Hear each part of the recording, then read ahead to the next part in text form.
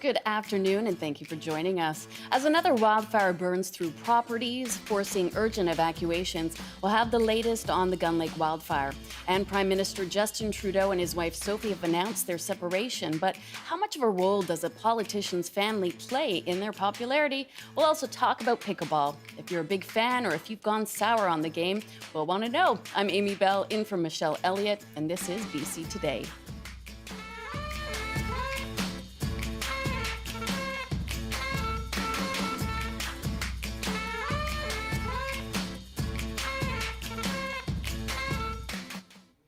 And thank you for joining us on CBC Radio 1, live streaming on CBC Gem, cbc.ca/BC, and on the Vancouver YouTube page. Several properties have been damaged or destroyed in the Downton Lake wildfire north of Pemberton. It's burning around 10 kilometers west of Goldbride on the north side of Downton Lake. It's a small recreational community, but the blaze has put over 200 properties on evacuation order on nearby Gun Lake, and it continues to burn quickly and aggressively. For more on this situation, we are joined by Jen Ford. She is chair of the Squamish-Lillooet Regional District. Hello, thanks for joining us. Hi, thanks for having me here. So what can you tell us about the current state of the Downton Lake wildfire? Currently, we've got crews in the area. They're doing everything they can to protect life safety in the area. Okay. We have evacuation orders for about 190 properties. Most of these properties are recreation properties. However, we do know that there are many permanent residents that have had to evacuate the area as well. Okay, and can you tell me more about where the evacuation alerts and orders are for properties affected by this fire? Yes, so this fire is affecting in order all of the properties immediately surrounding Gun Lake. There is an alert issued for everything to the north, the adjacent neighborhood of Tyotin Lake. That is all under alert, and we are asking anyone in that area to please prepare themselves to leave with a moment's notice, as this could turn very quickly. There are very high winds in the area, and so this fire is behaving in ways that are quite unpredictable at the moment. Okay, and when did it first start again? This fire started a few days ago. The area has been under alert for several days, okay. But the behavior got quite aggressive yesterday and was upgraded from an alert to an order at 1 o'clock yesterday. Okay, and this is a small and remote community, so can you describe the area around it and the area itself? Yeah, this area is just south of Goldbridge. It's a very small community. But a very tight-knit community. And the area is surrounded by very steep terrain, lots of forested areas that are difficult to access for first responders. Right. And yeah, so it's quite a majestic area. And it's absolutely devastating to hear what's going on there. Right, and I suppose there's worries, as you said. A lot of these properties are recreational, so people aren't there to do any sort of measures to safeguard them. Is there more concern, not so much for the people, but just that property is going to be gone quite quickly? We do have confirmed roughly 5 properties that have lost structures on the properties. Okay. However, there is indication that there are more properties. Our team cannot access the area safely at this time to do a full assessment of how many properties have been damaged. But we do know that there is more work to be done to protect the areas. Our first priority is, of course, to protect the people that live in the area, yeah. Anyone that may be recreating there right now, which is why the alert was upgraded to an order, and obviously to protect our first responders and their and the safety is our top concern. Right, and ahead of a long weekend where presumably a lot of people would be coming to the area, it's very important to get this message out and for people to understand the danger. What kind of first responders are working on the fire? I know it's very difficult and very dangerous for them to get into the area itself. So who is working there? Yeah, we have BC Wildfire On the ground, we have structural protection teams in the area. We have RCMP responders going around door to door to make sure people have left the area, and as well keeping an eye on any change in fire behavior. Okay, and how important is it for those residents to abide by the evacuation orders and alerts? We are not taking this lightly, and when we say this is critical, we mean it. Okay. Because the access areas, the roads that come in and out of the area, is a very difficult road to travel and navigate at the best of times. And this is why we're taking this really critically. Okay, and where should people go right now if they are told to leave the area? For everyone that has been told to leave, we've asked them to go either to the Emergency Social Services, which is in Lillooet. They can go to Pemberton, and they can go to Whistler to access service. Many people have gone home to their primary residence, or they have gone to stay with friends in other areas. We still need those people to contact our emergency social services just to check in and let us know that they have left the area. Okay. That data is really important for us to understand how many people may still remain in the zone. And how can people contact you then? All of the information is on our website at slrd.bc.ca. Okay. It can also be accessed through BC Wildfire Service website. Perfect. And then are there any other wildfires of note that the regional district is also monitoring? We've seen, an enormous amount of fire activity across the province this year. Yeah, it is. We still have an order in place at the Casper Creek wildfire, which is in the area of Seton Portage. And those homes have been on order now for about a week now. So still a very active fire situation there, and continues to concern first responders. I want to stress the fact that we understand how difficult this is and how stressful this can be for homeowners. And these are areas that are, really, really difficult to leave. But we thank everyone for listening to the orders and for doing everything they can to protect themselves and their neighbors. All right. Well, thank you so much for joining us, Jen. I know it's been a busy day, and we really appreciate just helping to get the message out to everybody. Take care. Thanks so much. Thank you. All right. Jen Ford is chair of the Squamish-Lillooet Regional District. And with the long weekend coming up, BC Ferries has been adding resources to minimize the threat of disruptions. CEO Nicholas Jimenez says every vessel will be on the water, and they've secured additional online storage to help deal with the expected demands on its websites. At a press briefing in Victoria this morning, Jimenez says there have been challenges every day this summer, but they're doing all they can to make this weekend run smoothly. We're putting every vessel into service. We have teams at the ready in case something goes wrong. I can tell you, when we have this Operations Security Center behind us, in any given day, there are 30 to 50 things that are happening that require the attention of our control room to deal with an incident. This morning alone, we've had a customer requiring medical attention. We've had a washroom that required fixing, and we've had a stalled tow truck in Campbell River.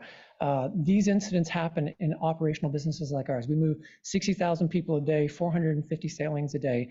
The question isn't, is it going to happen? It's how quickly can you react when it does happen, and how do you move on from the incident when it does occur? Jimenez says they're working to improve how passengers receive updates about sailings. Last week, BC Ferries apologized after its website overstated sailing weights. Prime Minister Justin Trudeau and his wife, Sophie Gregoire, have announced their separation. Trudeau announced the news in a post on Instagram earlier today. In it, he said, "As always, we remain a close family with deep love and respect for each other and for everything we have built and will continue to build. For the well-being of our children, we ask that you respect our and their privacy." The Trudeaus married in 2005 and have 3 children, but the life politics at the highest levels in this country can take its toll, and separations can be very public even after political families ask for privacy. So we're asking today, what's your personal experience of separation? And how important is a politician's family when it comes to their popularity? Call us at 1-800-825-5950, 604-669-3733, *690 on your cell phone. You can email bctoday@cbc.ca. For more on this developing story, we're now joined by Gerald Beyer. He's an associate professor of political science at UBC. Good afternoon. Hi there, Amy. So what's your reaction to today's news that Justin Trudeau and his wife, Sophie Gregoire Trudeau, are separating? I mean, I don't think it's easy to hear for any family that they've had that challenge and have made a hard choice. Yeah. I don't have any kind of prurient interest in it so much.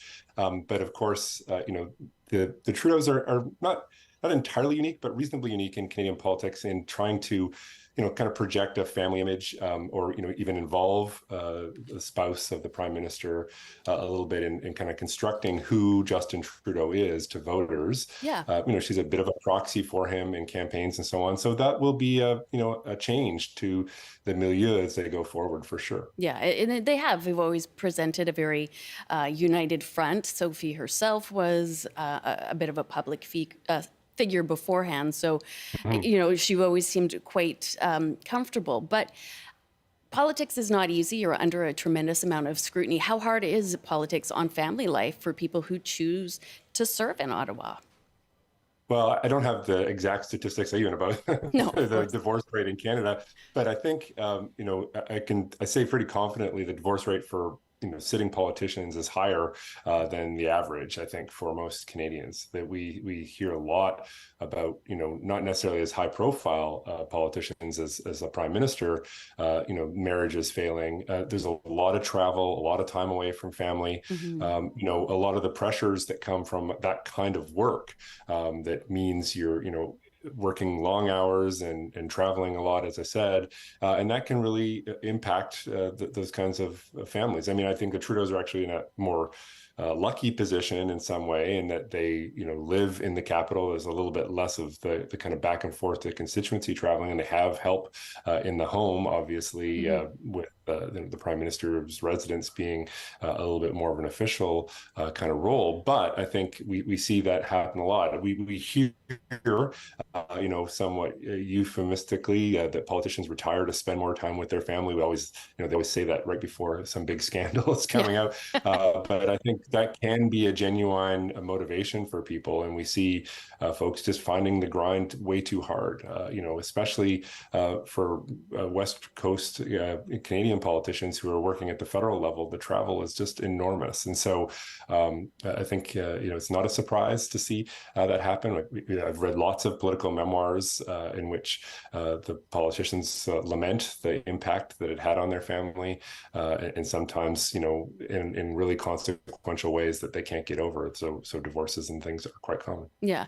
And, the impact of a divorce or a separation on a family is always distressing and sad. But for the families of politicians, what sort of weight does having a family member in politics sort of place on their shoulders while they're in this marriage, while they're in this family?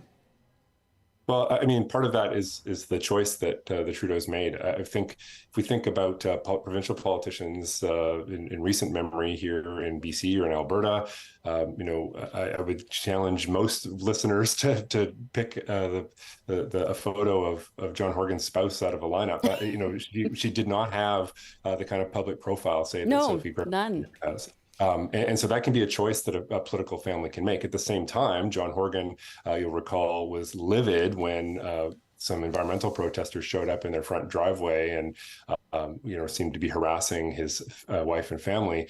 That can be a no-go zone for a lot of politicians. Others, again, if they make that choice, Sophie Gregoire's Instagram of her doing yoga or maybe a picture of her husband doing yoga is something that they chose to project as a kind of modern family that is into the social media things and the rest. And so you take that risk, right? When you add that to the sort of the mix of the family. And, unfortunately for the Trudeaus, as a larger family, this is something that the Trudeau family has experienced before, right? So Trudeau's father went through a very public divorce as well with Margaret Trudeau. And so, that can be one of the challenges of family life and, using that kind of the image that comes from family life. And we certainly see it commonly enough, but most of the time the media will give politicians a break if they're not ready to sort of put that image forward. Okay. We'd love to get audience participation in this as well. If, they've been impacted by, a separation, or if they have thoughts on whether this will impact Prime Minister Trudeau's image or popularity, you can call us at 1-800-825-5950, 604-669-3733. You can also email a question, bctoday@cbc.ca. As you mentioned, Justin and Sophie did present a very united marriage publicly for the last few years, especially during the last election. So how important is that image to voters? Were people not just voting for Justin Trudeau himself, but also the image of Justin Trudeau and his family and what it represents?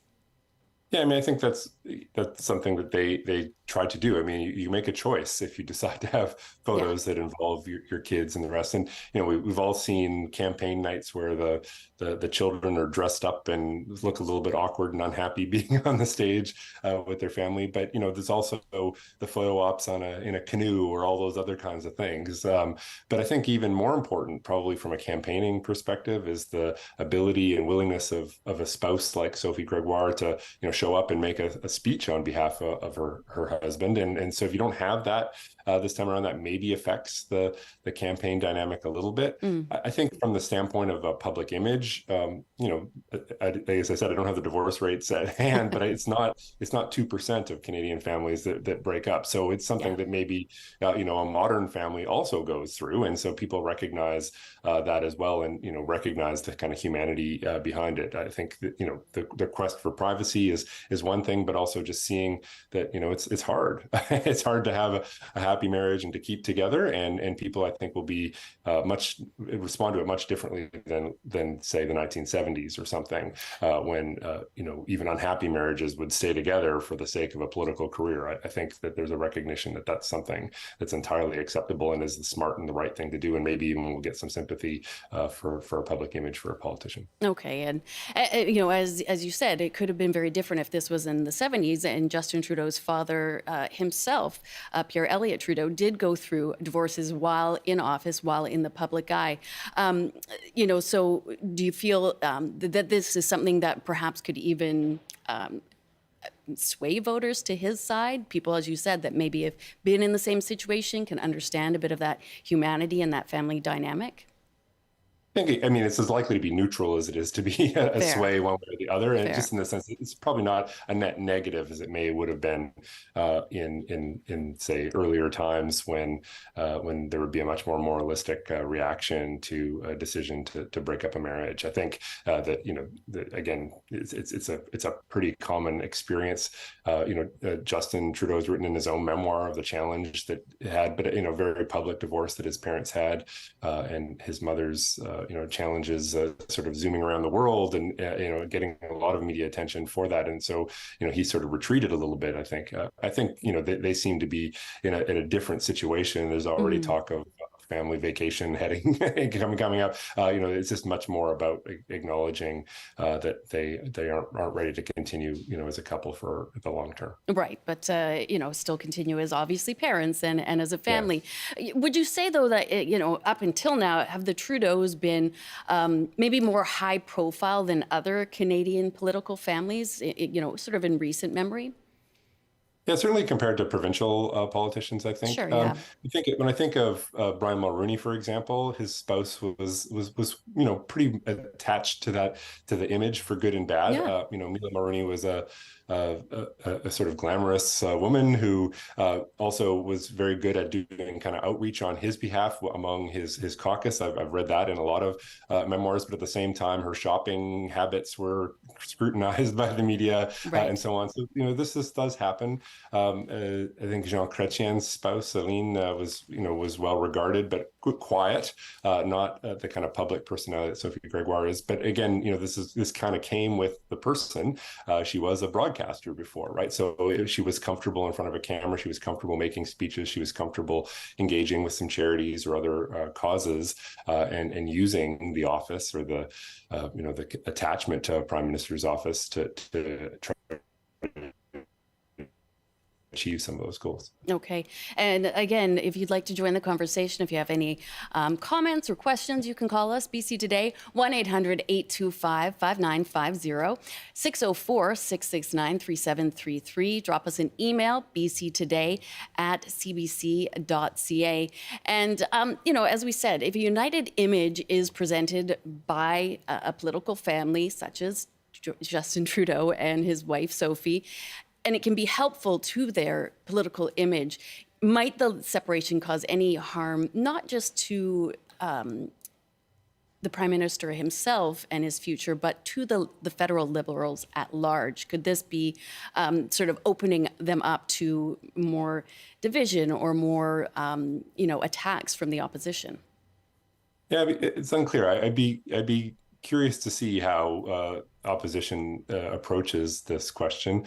I think the request for privacy for the family and the rest is a reasonable one.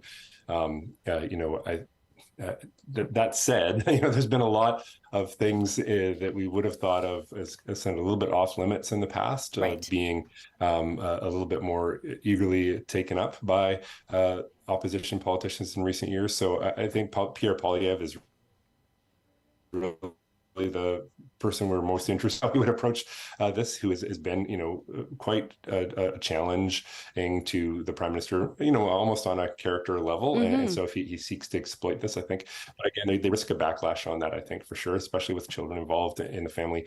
But it maybe helps him project the more sort of small c conservative, wholesome image of him and his family, sticking together through the challenges of office. But again, I think, there's so much experience of separation and divorce and different kinds of relationships within the public these days, that people could be pretty bristling at somebody sort of going after that. I don't think that really wins him any votes, Poilievre, that is, by going after the Trudeau family for sort of a lack of moral character or something, because the marriage has not been able to succeed. Right, especially with the children. But perhaps Poilievre could show a more united family front and sort of try to get in that sense, like show that his family is connected. Sure. and at least have that in the public eye more.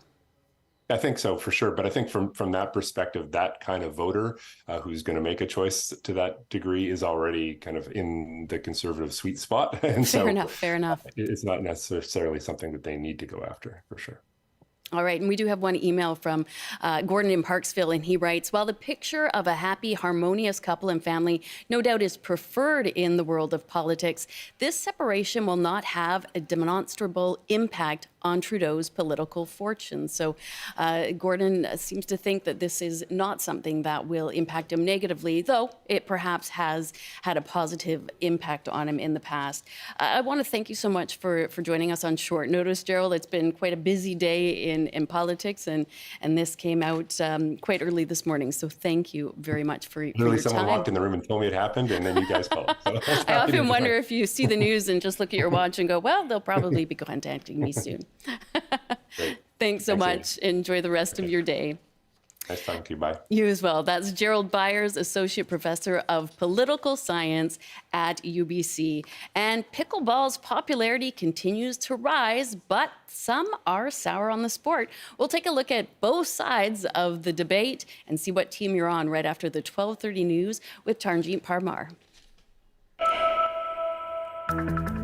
Firefighters continue to attempt to control the downtown lake wildfire north of Pemberton that destroyed homes along the north shore of Gun Lake yesterday. Several cabins were destroyed and more than 200 properties in the area remain under evacuation order. The fire had been sparked more than 3 weeks ago by lightning, but quickly doubled in size and spread yesterday. Meantime, more residents have been returning to their homes in Osoyoos after a wildfire spread north from Washington state over the weekend. Shifting winds and frontline efforts has meant some relief for that community, but dozens of firefighters remain in the area working to control the Eagle Bluff fire. Now, a look at your BC weather forecast for today for the North Coast. Mostly sunny conditions, highs of around 18. The Peace region, risk of thunderstorms and highs of 18 there.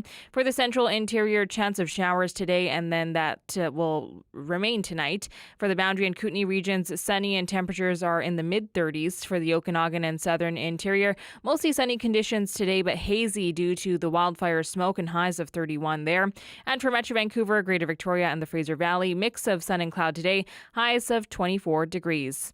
For more weather information, you can go to our website, cbc.ca/BC.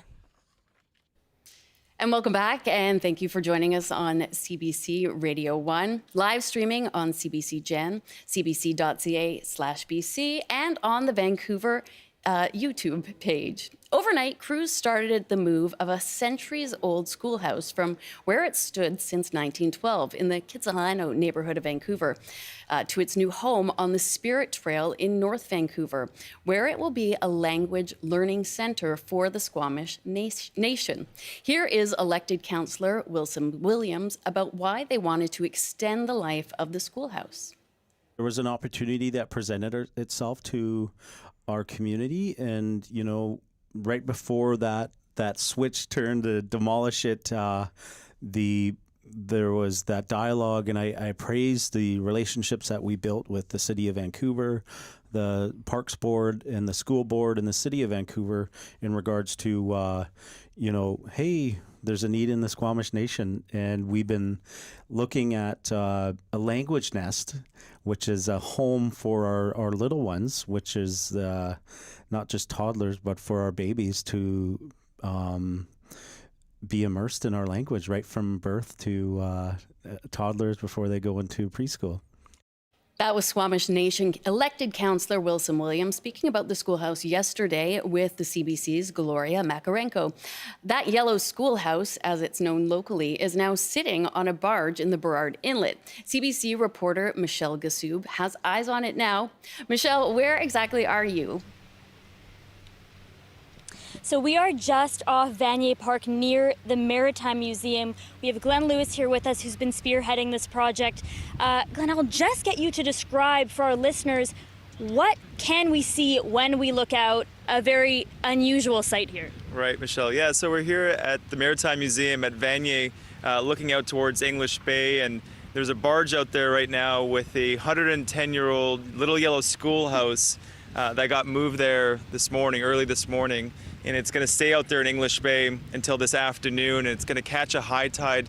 It's going to come around Stanley Park under the Lionsgate Bridge, and at 5 o'clock this afternoon, it will arrive at another barge site on the North Shore to go to the Squamish Nation, where it's going to be its final destination. And I know it was a very late or early night for you. First of all, how much sleep did you get, and can you describe what happened last night? Yeah, well, I think I got about an hour of sleep, so I'm definitely running on energy and some fumes, I guess.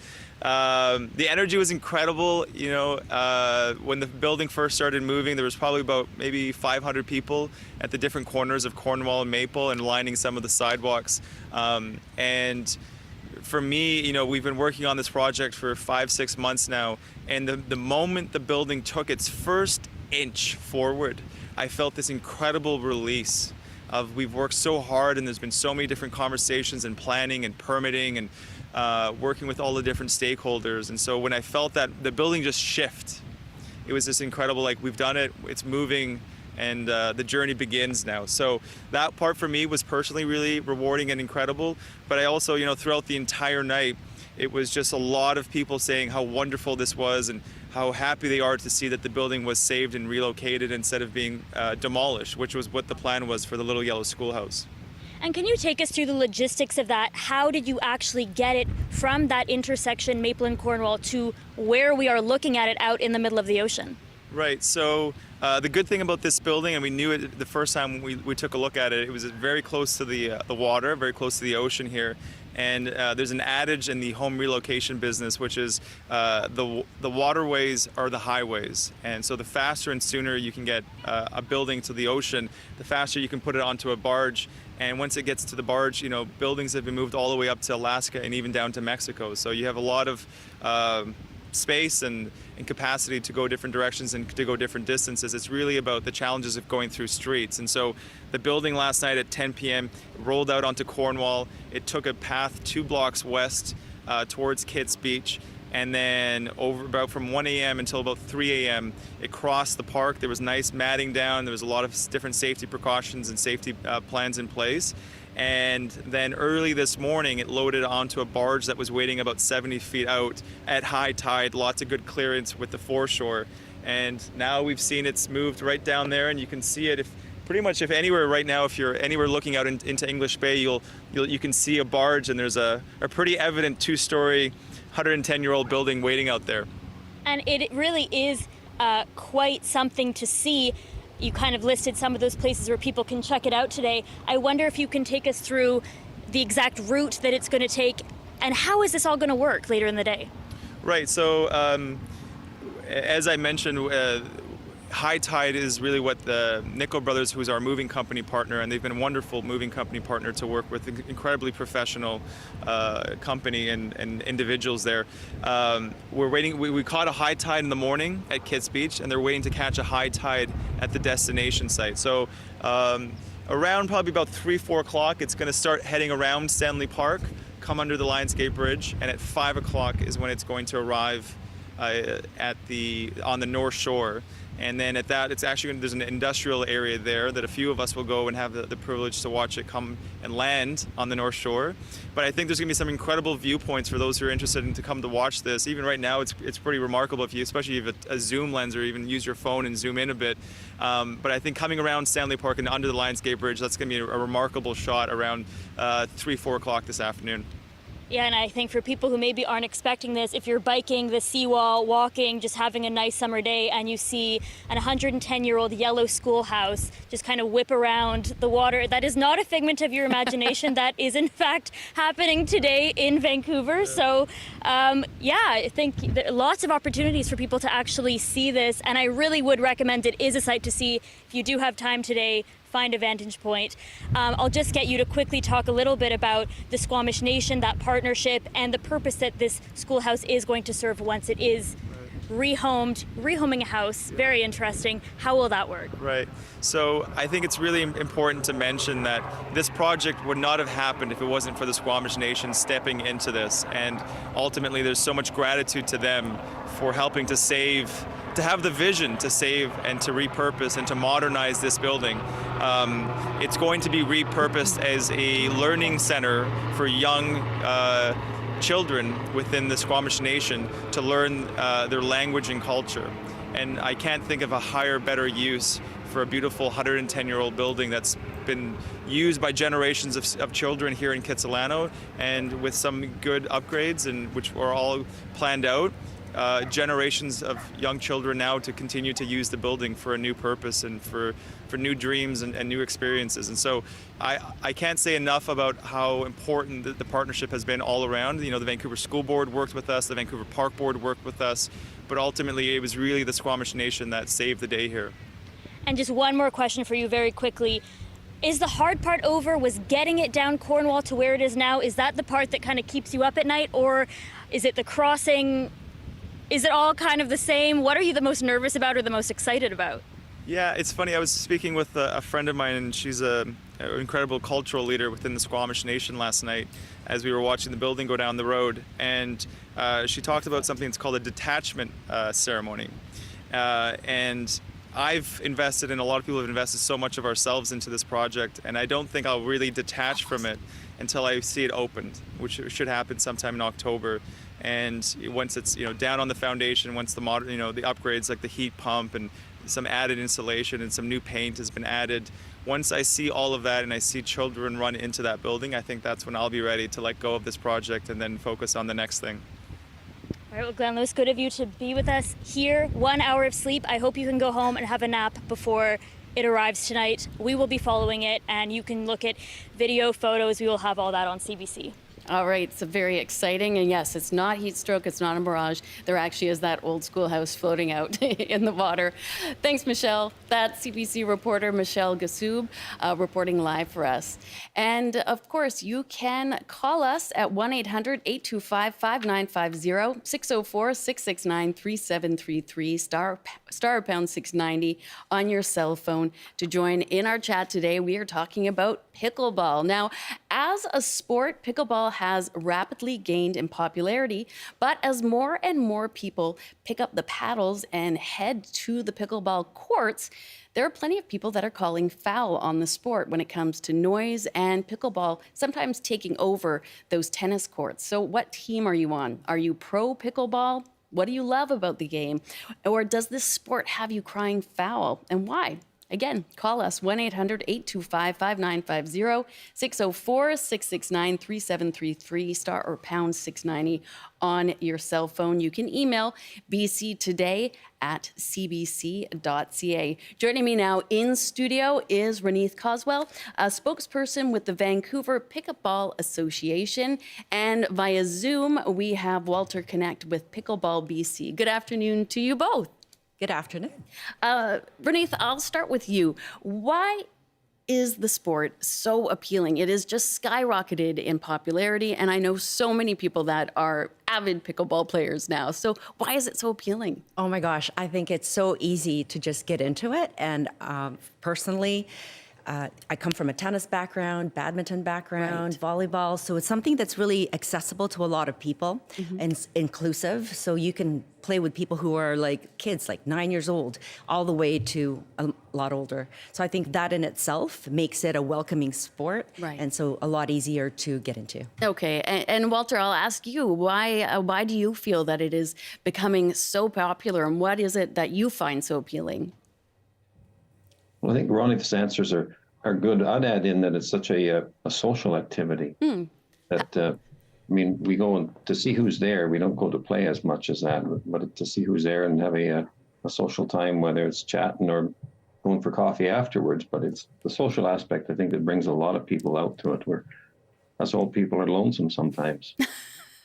Well, I think people of all ages can get lonesome. And I think especially since, the pandemic and afterwards, a lot of people have felt that disconnect and have had a hard time socializing. Did the pandemic maybe even play a role in it picking up popularity? I admit I had not heard of it until a couple of years ago. That's true, because I started playing in 2016. And at that time, I had to explain to people what exactly pickleball is. And now everybody has really heard about it, and that's from the pandemic time. Okay. I think, being allowed to play because you had that separation and everything, that definitely helped. Okay. So, And just being outdoors. yes, and having, as Walter said, a little bit of social aspect to it, which Yeah. we were all missing at that time. I think so, and I think that is hugely important that people miss out about many sports. Is it's not just about the exercise and the athletic abilities; it's also about that socialization and forming those connections. Walter, why don't you tell me about your experience with pickleball, how you started and where it's taken you? Well, I got challenged back in about 2013 by a friend who was playing the game at the time, and he thought he was pretty good, so I thought I had to go out there and become better than him, and I think that happened. He has since, I think, stopped playing, but just the concept of organizing things has always been in my background. So I started playing in the West Kelowna area, Peachland, but then brought it home here to North Van and organized the group a bit more than it was. Started the club in 2015, I think it was. And then it kind of snowballed from there. I got involved with Pickleball Canada activities in 2017 and organized Pickleball BC about that time. So the organization and the ability to help people get into the game has always interested me, and I continue to do that today. Oh, that's great. And for you, Reneth, I think you have quite a competitive sort of a journey through pickleball. Why don't you share that with us a little bit? Yeah, so in 2016, I started playing, and it was a team building thing at our school. Okay. And everybody thought, okay, let's try it. And of course, as I sort of learned more about the sport, I got into it a little bit more and turned from a recreational player into a more competitive player. Yeah. And I think the nice thing about it is that you can compete at any level. It was fun because I was helping at a tournament over the last weekend, and there was a 9-year-old boy playing singles against a much older man, and his dad was also in the same pool. So how often do you see that? Right. Where, you've got kids and adults playing at the same time, right, and all enjoying and being competitive. Yeah, and that is incredibly rare. It's usually the parents on the sideline or the kids on the sideline. So I guess that sort of speaks to how easy people can get into it and how accessible it is. We'll take a caller now. Linda in Vernon. Hi, Linda. I hear you are a pickleball player yourself. Yeah, I'm just about to go play pickleball right now. Okay. I just wanted to say we did have that same problem with neighborhoods complaining about the noise. So through a lot of volunteer work, we have this huge, massive building for pickleball called Marshall Fields. And it's very organized, and it's really made the sport of pickleball pretty valid in Vernon, and it's solved the problem of getting along with our neighbors. Oh, well, I think that's anything that can help everybody all get together, get along with the neighbors is great. And I'm glad that, Vernon has figured out a way to deal with that, because that is something that we see in a lot of neighborhoods and municipalities. It's the noise issue. It's something that a lot of people complain about. Do you think that perhaps that's something like Vernon that more pickleball organizations would work towards, sort of building their own facilities like the one Linda mentioned?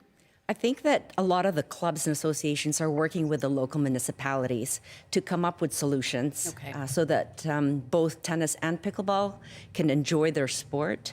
I think that in the future there will be hopefully more purpose-built facilities so that we're not necessarily always sharing. Sharing is good, but sometimes it does pose some difficulties. Exactly. The noise is an issue. However, there are mitigating strategies, and the more that the cities use these strategies, the more beneficial it will be. So there's noise barriers, for example, like acoustic fence that makes sure that the noise is kept within that area. And we've seen that work out in our local tennis courts or pickleball courts at Queen Elizabeth Park. Okay.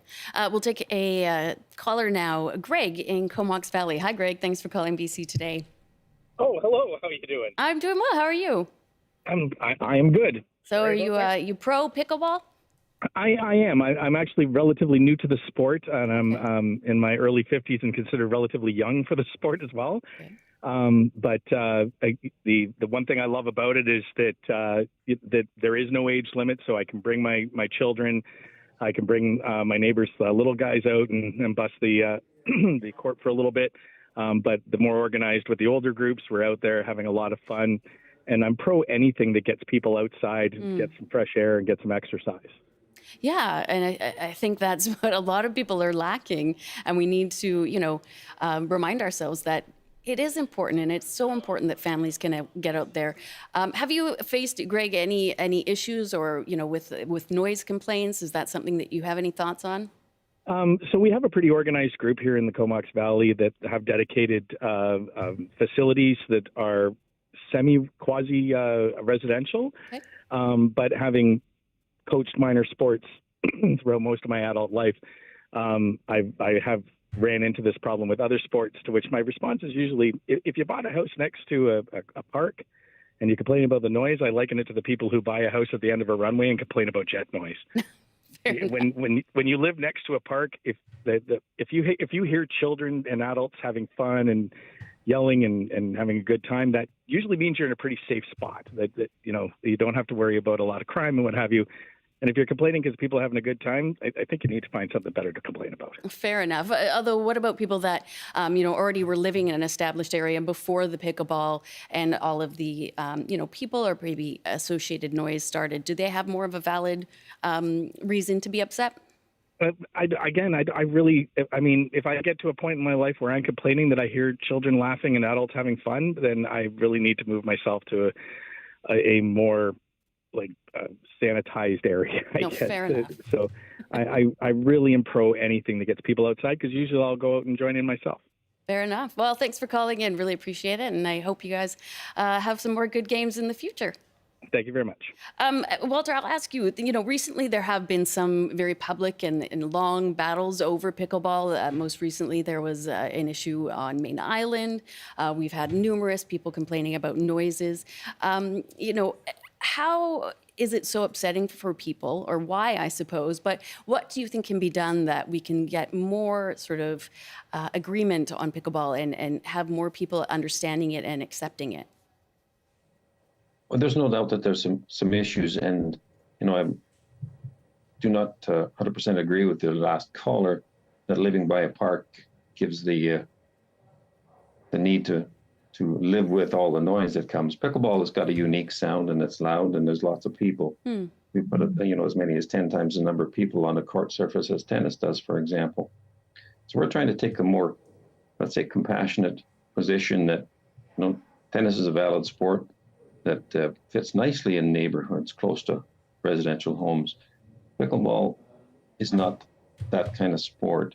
We do generate a fair bit of noise, sometimes above noise bylaws. So what we're trying to do with the communities, the rec commissions of BC all across the province, and we're working with BC Rec and Parks on this, is a plan to get the information out that we want our own courts. We don't want to steal from tennis or anybody else, but put us in a location that does not affect the residences right off the start. Get us away from the communities, not in anybody's backyard. And, it's a little bit of a challenge to find places, but we're better off spending a little extra time finding those places than having people complain significantly and generate a lot of bad press for the sport that is not warranted if we did the proper homework up front. So we're taking a more balanced approach, having to, realizing that there are two sides. There are people that do suffer from the constant pinging noise, right. And let's work together to not create those circumstances, if at all possible. Right. And Reneith, I see you nodding and definitely agreeing that there needs to be more compassion and more ability to, I guess, speak and find these solutions. Yes, for sure. I think a lot of the courts that are being used right now were put prior to the acoustic study that they had done. And so they're learning more and more. It's growing pains.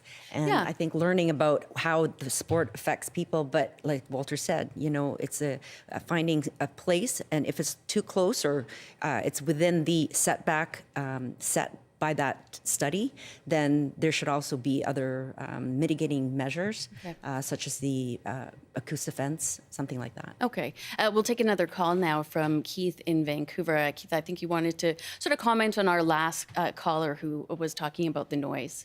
Yeah. I was listening to that, and I had to chuckle a little bit. Nobody is complaining about children or adults having fun and enjoying a park and all that. And the comments with regards to a boisterous park being safe. People are complaining to have issue if they live close to people playing pickleball with a smack into the paddle and the ball. That's the issue. Nobody's complaining about anyone having fun or enjoying themselves or exercising. It's simply the noise of the play. So that's it. I just wanted to clarify that. I've not heard anyone saying anything about people having fun. Fair enough, and I do think that's a valid point. Reneith, we hear people saying, we understand it. We want people to enjoy themselves, but there is a lot of noise, and both you and Walter have commented on that and seem to realize that. So that's, I guess, the biggest hurdle moving forward is finding that way to ease that noise, but not stop people from having fun. That's right, because it is a lot of fun, and that's why people are out there. Seems like it. Yeah.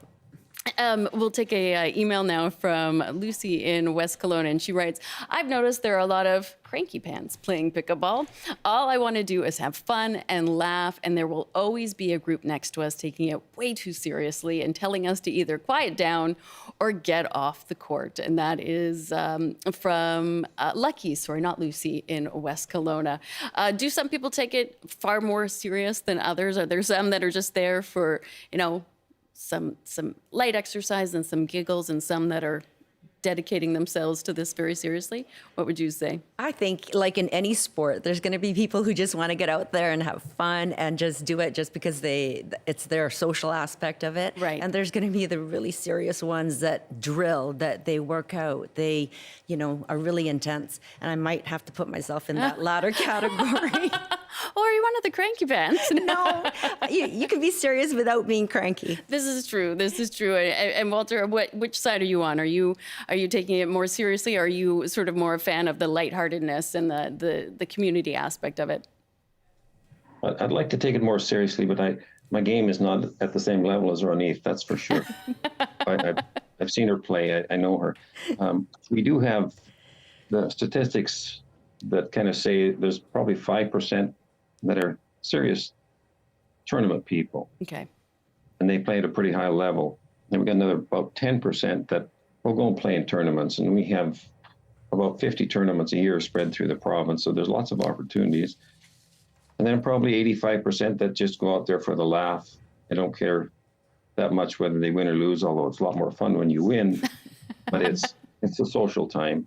But there is that small, upwards of 15% that do go to tournaments, that do really want to win. They analyze their games afterwards and all that kind of stuff. But they always sit and laugh, and usually it's in conjunction with their opponents. Right. After 4 tournaments, you know who you're going to play against next.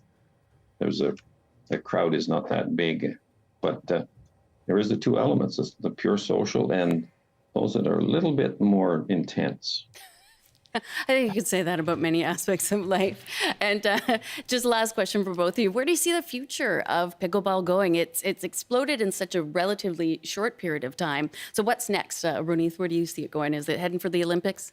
Oh, I just saw an article today about that, and possibly going into the Olympics. But I do know that there are a lot of professional leagues going on right now. Right. And the nice thing about it is that it's an industry that's booming. There are players that are earning 7 figures just playing pickleball. Yeah. And I think that the demographics also has changed a lot. When you go out to the courts, there are a lot of younger people playing the sport.